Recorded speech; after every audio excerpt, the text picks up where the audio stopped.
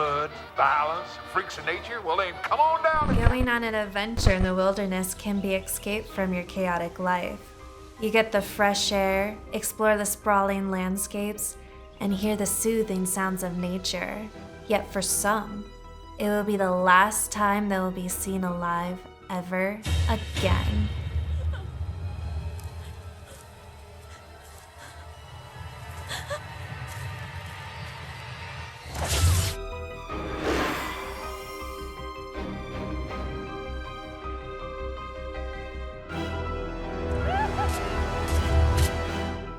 You decide you're going to take your friends and disappear into the backwoods for a fun weekend.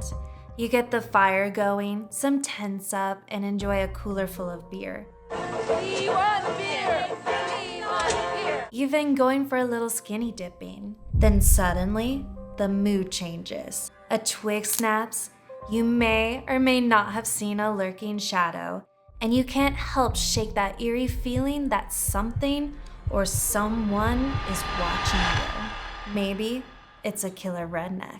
Sally, I hear something. Stop. Stop. They have all the stereotypes of a lower class person living in the wilderness. But, you know, evil. It's showtime!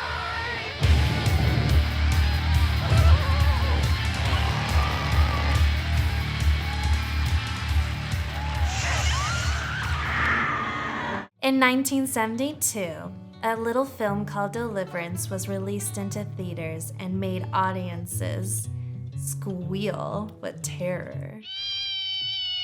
It is a survival movie where the worlds of the urban and rural collide, and ever since then, for better or worse, solidified killer rednecks as an archetype villain. The Sherry River don't go nowhere near Antry. Where does it go then? The killer redneck subgenre is a blend of the slasher and exploitation subgenre.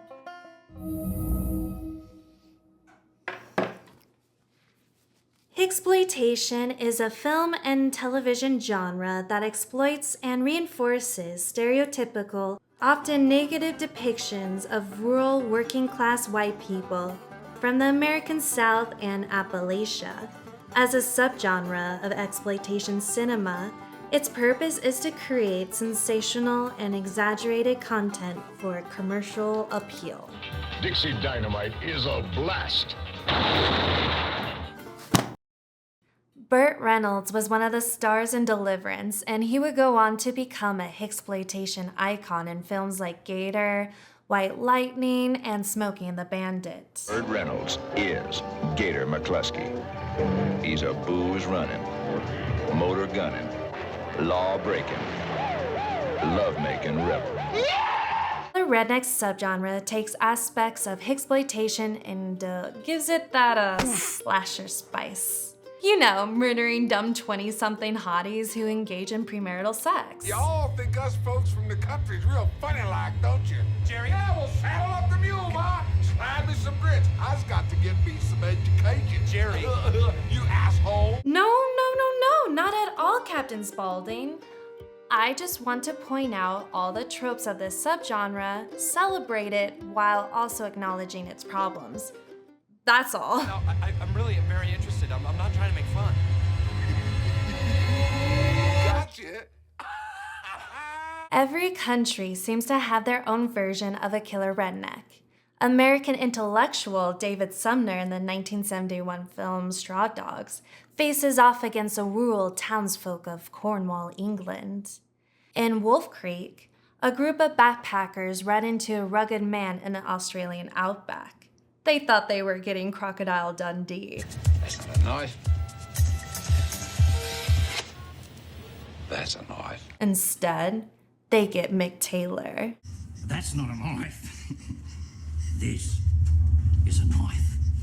One of the most famous stories isn't a film but the Scottish folktale of Sawney Bean. Sawney Bean was said to have made an honest living in society, but then he rejected his normal life and fled with his love into an isolated cave. They had multiple children, and then their children had children with each other.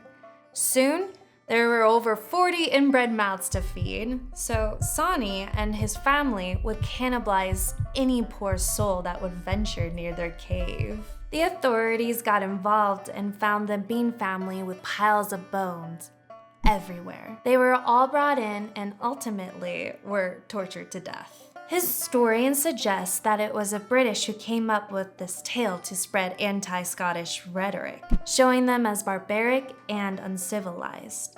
Today, though, I'm going to focus on American killer rednecks who reside mainly in the Deep South or Midwest. I'm also going to exclude supernatural baddies like Isaac from Children of the Corn, this Elvis Presley-looking doll dude from A Tourist Trap, the townsfolk of Pleasantville and 2000 Maniacs, and it pains me to do this, but Victor Crawley from Hatchet.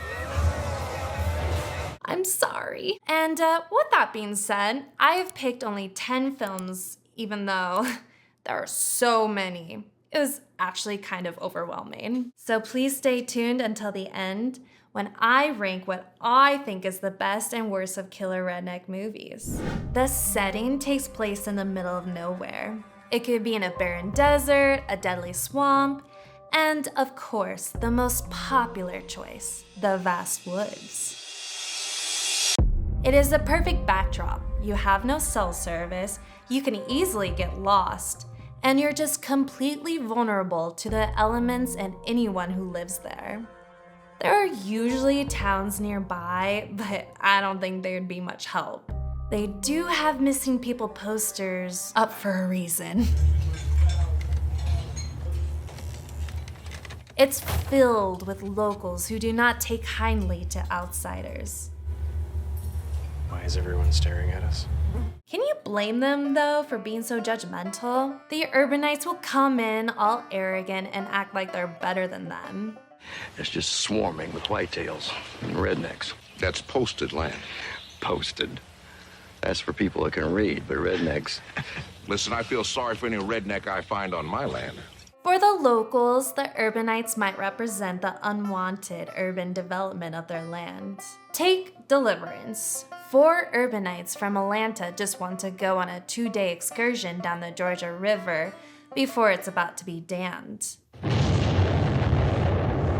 This dam is going to drown the local wilderness and towns that occupy it. What a quaint little vacation. They gawk at the living conditions of the locals, make comments about their looks.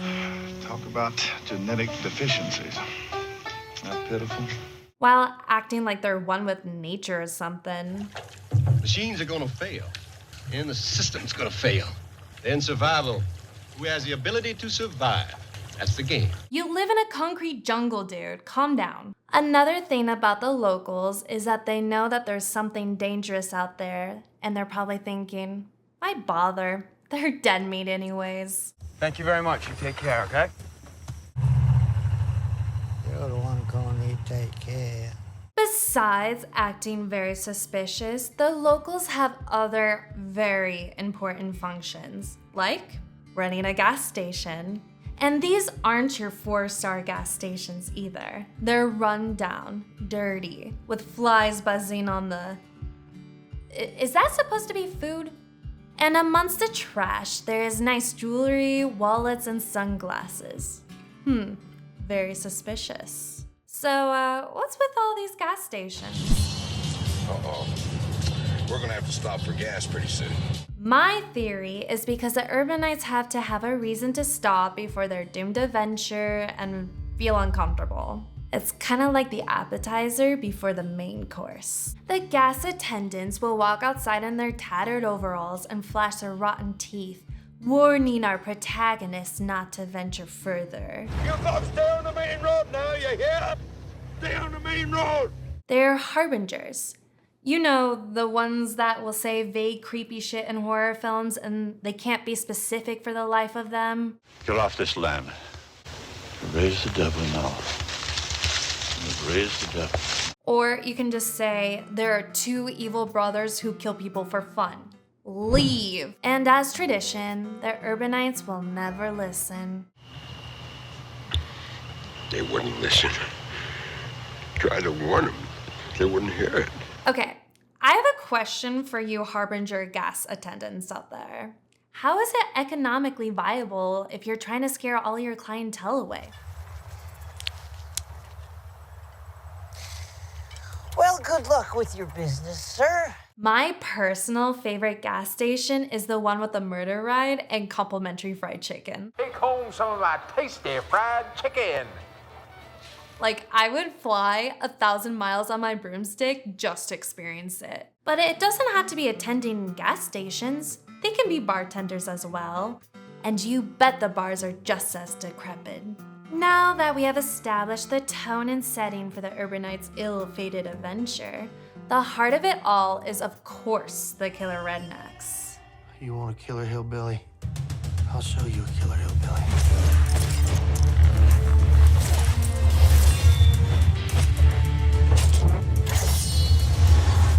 They come in all shapes, sizes, and deformities. But what they have in common is their sadistic but gleeful need to inflict pain.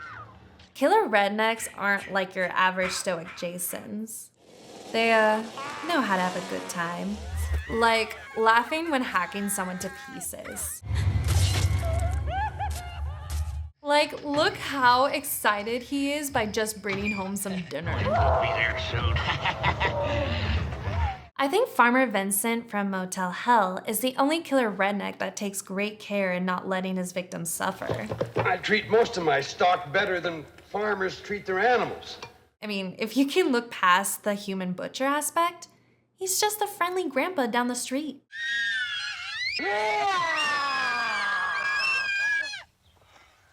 They also know how to throw a good party. They will put a whole thing on just in the name of tradition. And this usually just means causing mayhem. Some great examples are like the Firefly clan from Rob Zombie's trilogy. They take Halloween very seriously, to the point they made their own haunted house from hell.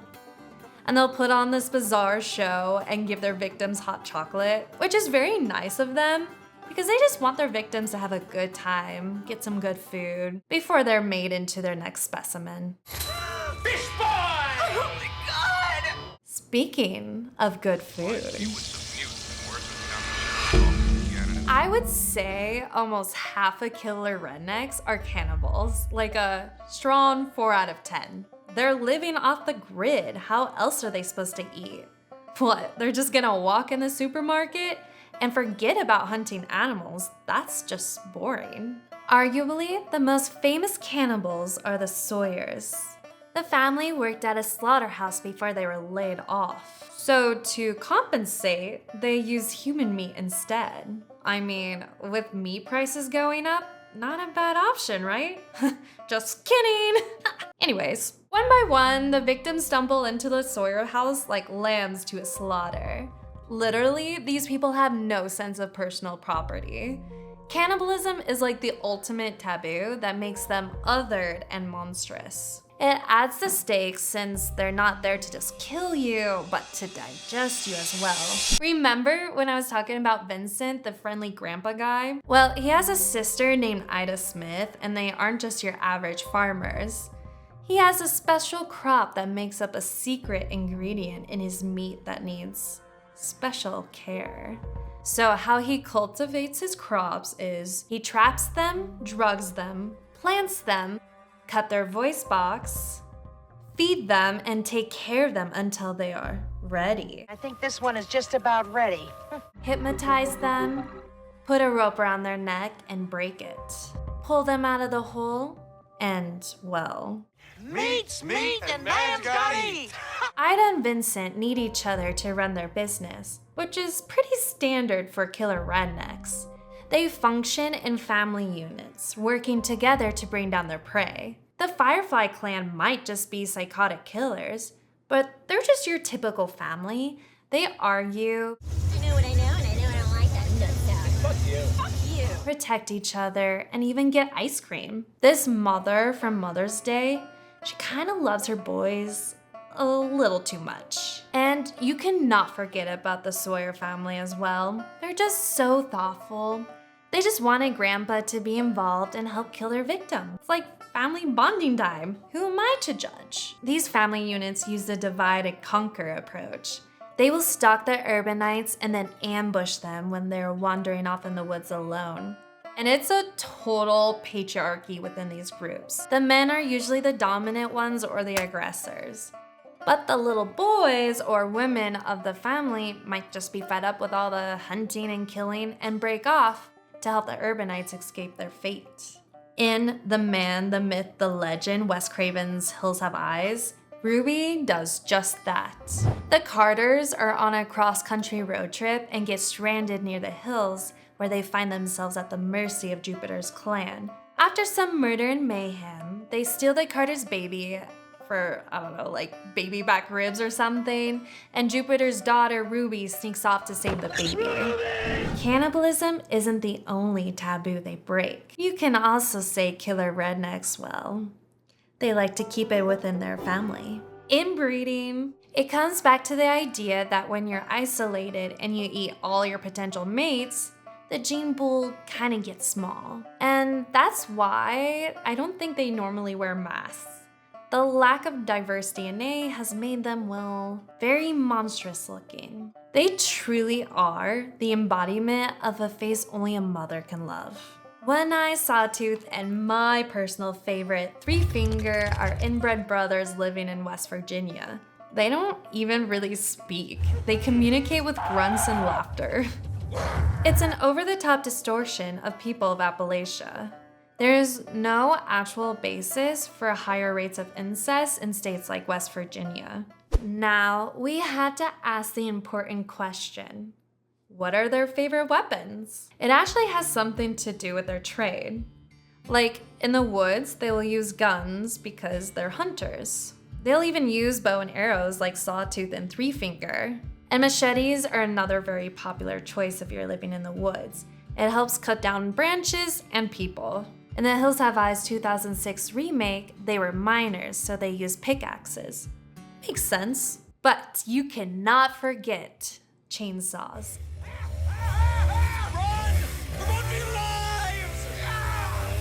It is the most iconic killer redneck weapon used by our beloved Leatherface, who lives on a farm. Killer rednecks are also really good at setting booby traps. Barbed wire or a spike strip along the road to puncture the tires is a good way to get the urbanites stranded. I just found this tied to a tree back there. Somebody did this. Southern hospitality at its finest. Redneck assholes. The Firefly family shot a bullet into their victim's tire so they can get stranded. And then the family had the tire fixed. Car's done. Thank God. I suggest that you kids leave. So the urbanites who are about to leave were captured moments later. I mean, the fireflies might kill you, but at least they'll fix your tire. And you might laugh at this, but I've seen it done before. You can be like Farmer Vincent and leave out fake cows as a decoy to fool the urbanites into stopping on the road. Something's weird. They look fake. Oh no, a cardboard stampede! But at the end of the day, urbanites can get stranded by something as simple as a bunny on the road. The Cajuns in Southern Comfort got creative by making these Rambo-like death traps. They were not happy with a little harmless joke played by the soldiers. Look, it's only a goddamn joke. And this is how they responded. Besides traps, killer rednecks also love pigs. They eat them, wear their faces as a mask, and even eerily imitate their noises like the brothers in Just Before Dawn, Leatherface, or the mountain men from Deliverance. Pigs are farm animals that represent filth and moral corruption, which I believe is why they are associated with the caricatures of backwoods people. Which honestly, I think is unfortunate because pigs are actually really intelligent and clean animals. But that doesn't matter because killer rednecks live in a pigsty, literally. Roadkill everywhere. Their backyard is a junkyard. It is like this bizarre collection of all their trophies of past victims. Their Ron-turned brothers have been busy. The Sawyer family's home is probably one of the most disgusting homes I've ever seen. They dig up graves of body parts to make furniture or skin masks. It's macabre, but it's not far off what we do to animals, and, well, they get creative with it, I guess. But I want to discuss one of the more unfortunate tropes of killer rednecks, as they are more on the sexually deviant side. The scene that makes Deliverance so infamous is when one of the mountain men takes Ned Beatty's character by force. It's a very sickening scene. There is no music, just the sound of the crumbling of the leaves. And the men are taking so much pleasure in humiliating and assaulting him. And the mountain men aren't the only ones. There's also the mama's boys from Mother's Day who are egged on by their mother. In The Hills Have Eyes, they go after the daughter of the urbanites. This nasty trope can be traced to its exploitation roots of the 70s, which pushed boundaries and married sex with violence. It's also another way filmmakers can shock and show the moral corruption of living on the fringes of society. While I'm not saying Deliverance handled the subject perfectly, I think it's the only film on this list that had a point to the scene. The characters have to grapple with their masculinity and perceived shame of the incident that leads to the conflict of the story. The rest? Pure exploitation. So far, what you've seen is that killer rednecks are very efficient and brutal. So how can the urbanites ever stand a chance? Killer rednecks are basically training in their free time.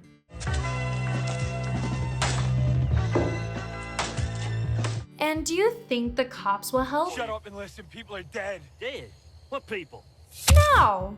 They're just meatbags buying the urbanites a little more time. So really, how do you beat them? Well, being the main character of the story helps. While all the other urbanites are dumb and out of their element, the main protagonist is more withdrawn. They are passive, quiet, maybe even insecure. At first, the main character tries to outrun the villains as long as they can, but that can only work for so long. You have to adapt and become resourceful, like using their own beloved tools against them, or setting up your own booby traps. A good example is the Carter family using their own dead mother to lure one of Jupiter's clan members out.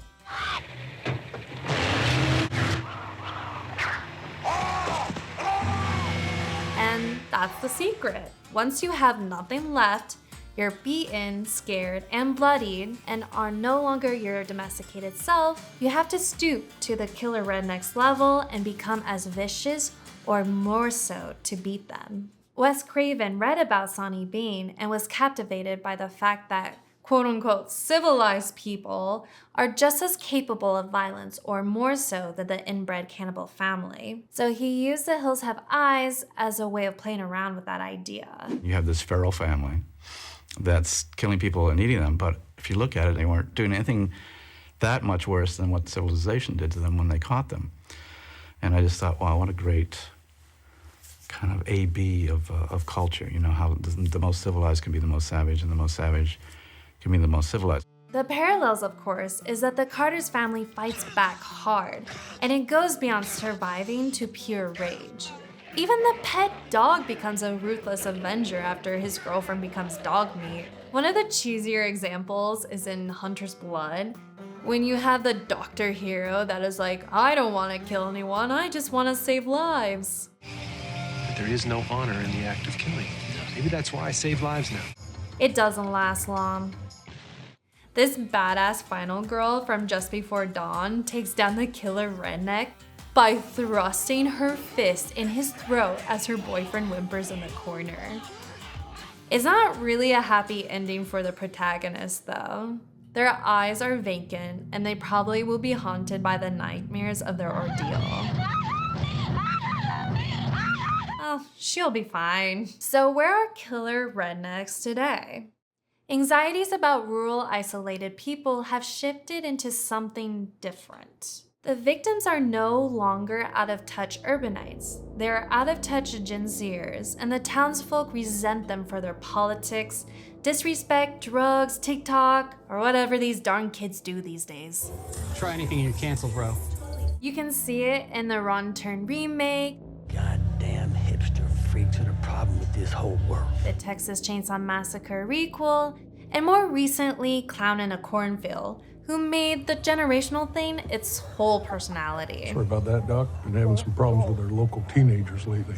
They had to do this shift because at this point, everyone knows killer redneck stereotypes. Tucker and Dale vs. Evil came out 15 years ago, putting them on full display. You guys, going camping? It's basically about these dumb college students that are so scared by Tucker and Dale, even though they're just living their best life. And the college students start to accidentally kill themselves. It is so funny. And then 2 years after that, Cabin in the Woods comes out, and it also subverts some known tropes. So Hollywood had to change what killer rednecks represent to continue to use them as villains. I think this will be the trend for a while as political tensions continue to rise. Gentrifuckers. Okay, as I promised, I'm going to rank my 10 killer redneck films for this video. My criteria is based on entertainment, kills, and the killer rednecks themselves. Starting with the worst of the worst, probably just one of the worst films in general. Get ready for the killing season in Hunter's Blood.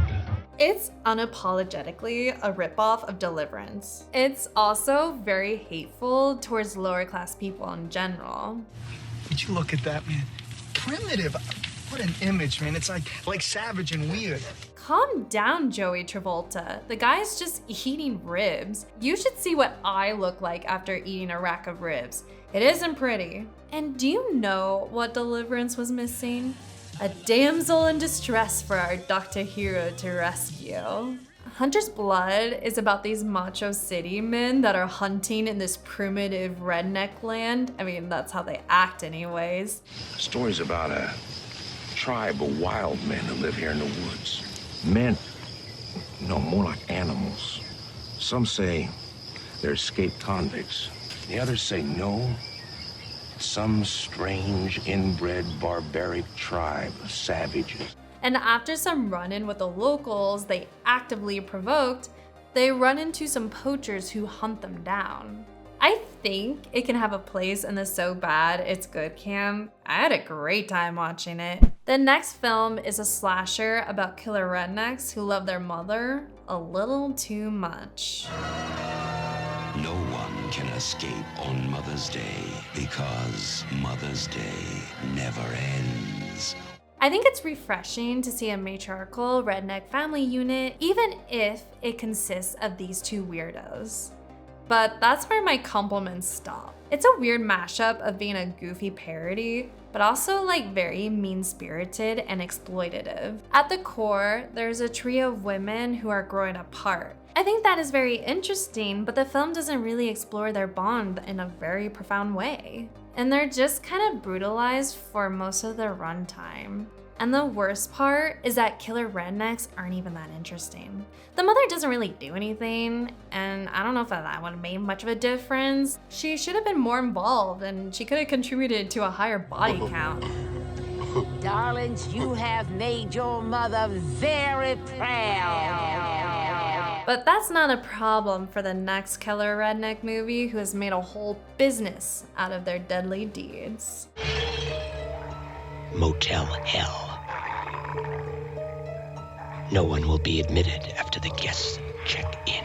This 1980 film, which came out the same year as Mother's Day, I think does a better job at being tonally consistent. The satire is more obvious, and it's just funnier all the way around. All right, tie me up, girl. Hey, you do that pretty good. What is this, dog style? No, ma'am. Hog. One of my favorite scenes is when Ida and Vincent trick a swingers couple into becoming their victims. I feel bad for that couple. They just wanted to have a good time. Farmer Vincent is one of the most endearing killer rednecks on this list. And you're weirdly rooting for him in this strange love subplot. However, it really didn't make an impression on me. The human garden is cool and all, but very underused. It's a little silly and doesn't have any good gore.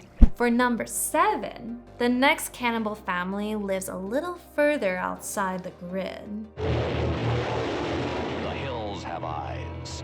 The most shocking, terrifying film you will ever see. It might be controversial to be so low on this list, but it's so campy. I love the concept. Being stranded in the middle of the desert and some cannibal's mouth is watering as he's stalking you from the hills. That is so scary. But I think the idea of it is scarier than the actual movie. And I kinda wish I knew more about them and how they lived. And if the rabbit wasn't in the middle of the road, would the Carters have even been stranded? And honestly, it's rare for me to say this, but I actually prefer the 2006 remake. I mean, come on, it's more brutal, and you understand the story of the whole town that has been eradicated by a nuclear waste.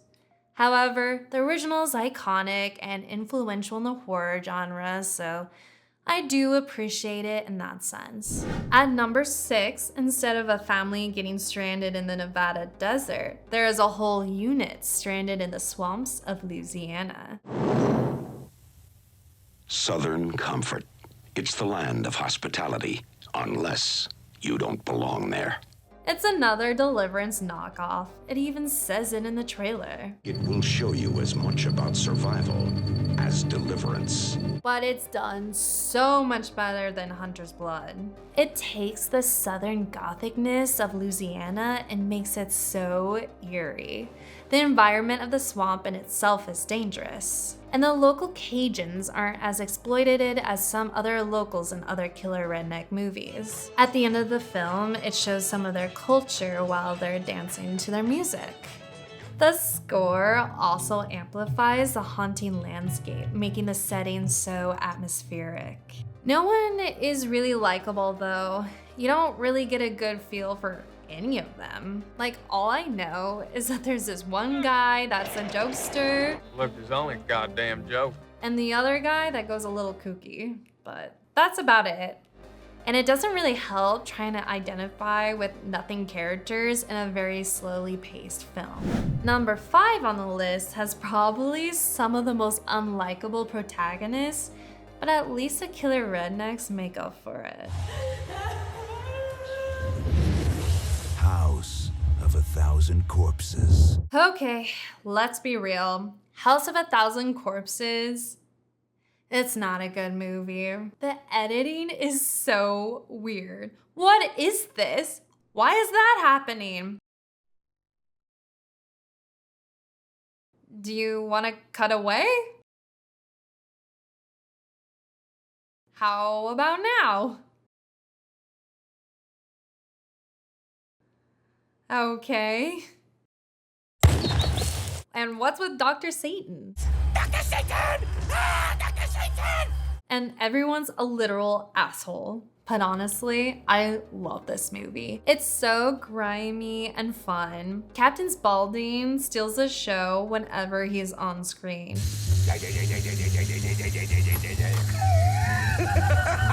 And even though Rob Zombie directed it like one of his music videos, I appreciate that it feels so authentic to him and experimental. Texas Chainsaw Massacre influences are everywhere in this film, but the Firefly clan has their own identity.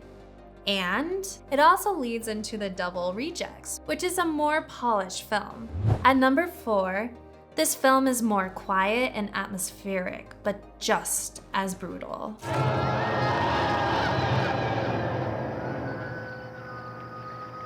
If only they could die in their sleep. This film came out where slashers were dominating the box office.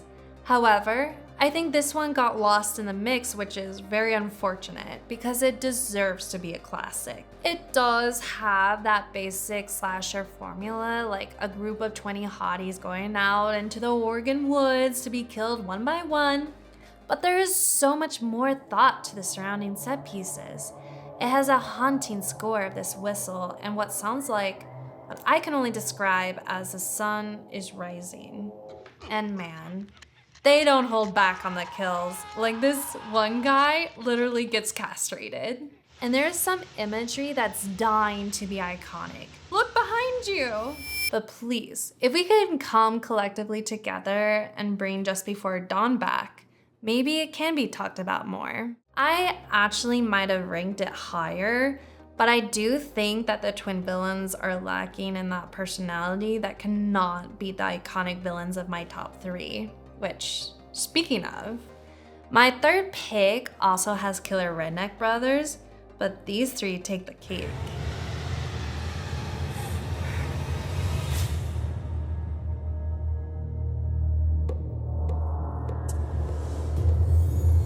No killer redneck horror list would be complete without Wrong Turn. It is probably the purest form of this subgenre.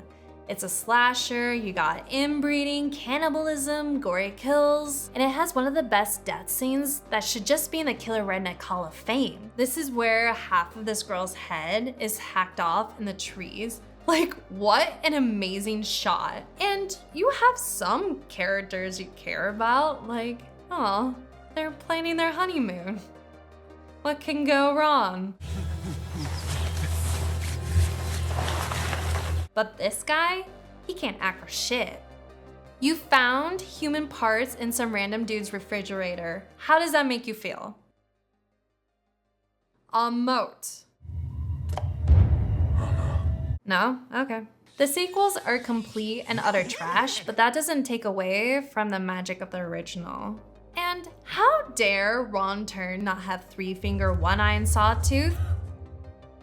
What a grifter. The brothers are very terrifying. They're good with weapons and booby traps and have no empathy. At number 2, while the killer rednecks aren't as iconic, their influence on the subgenre cannot be overstated. One word. Masterpiece. Sure, it's a simple story, but it's seeped in deep themes. And it plays on the ambiguity whether the mountain men are actually killer rednecks. The tension is played on the character's paranoia, which you can feel as an audience member. The practical effects are crazy, which I doubt was done safely. I am no way saying that Deliverance was an accurate depiction of the locals in the Georgia backwoods, but the film feels very grounded, and that's what makes it terrifying. All the other films are very fantastical, and that's kind of the slasher aspect. However, Deliverance isn't trying to be that. It's not even really a horror film. It's more about the characters and the psychological descent they go through that leads to tragedy. Watching the dueling banjos between a local boy and the urbanite still gives me chills as we watch people with different backgrounds come together, even for a moment. Deliverance has a complicated legacy, and I had to have it on this list for its influence on pop culture. Now, the best of the best, of course, takes place in Texas. The Texas Chainsaw Massacre. After you stop screaming, you'll start talking about it. It had to be. It's iconic, influential, and hailed as a true piece of art. I've seen big word concepts tossed around by film critics. It's an allegory for the Vietnam War. It represents the death of the American dream. It's about industrial capitalism, apocalyptic sunspots, vegetarian propaganda. But I just appreciate it as a gritty art house exploitation movie that stupidly tried to get a PG rating when it was first released. So cute. And this film gets brownie points for being the debut of our favorite dancing human skin mask wearing redneck villain who always dresses for the occasion, Leatherface. The cinematography is unmatched. It's disorienting, hot, and grimy. I need a shower after watching it every time. It has spawned, for better or worse, so many remakes, sequels, prequels, and requels. This truly is the best killer redneck film of all time. So many movies, so many decades. The reason killer rednecks are so terrifying is because they bring out the worst in you, reflecting that inner cannibal you didn't know existed. They find you at your most vulnerable and isolated, and punish your body even after death. It reflects our fears in society of someone who doesn't conform to quote-unquote civilization. But as Tucker and Dale vs. Evil taught us, maybe the true villain is our perceptions. Have a sweet nightmare tonight.